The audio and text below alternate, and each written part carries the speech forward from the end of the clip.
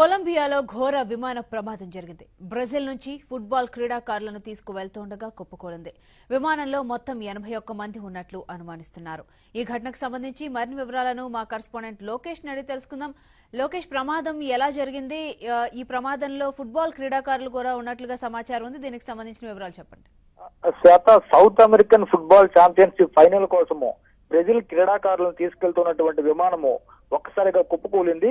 ఈ విమానం బొలివియా నుంచి వెళ్తుండగా కొలంబియాలో కుప్పకూలినట్టుగా సమాచారం అందుతూ ఉంది. అయితే ఇందులో కొంతమంది బతికే ఉన్నారని చెప్పి ఈ బొలివియా అధికారులు చెప్తూ ఉన్నారు. అయితే చాలా మంది చనిపోయారని చెప్పి భావిస్తున్నారు. ఘటన జరిగినప్పుడు విమానంలో 81 మంది ఉన్నారని చెప్పి సమాచారం అందుతూ ఉంది. 72 మంది ప్రయాణికులు, మిగతా వారు సిబ్బంది ఉన్నారు.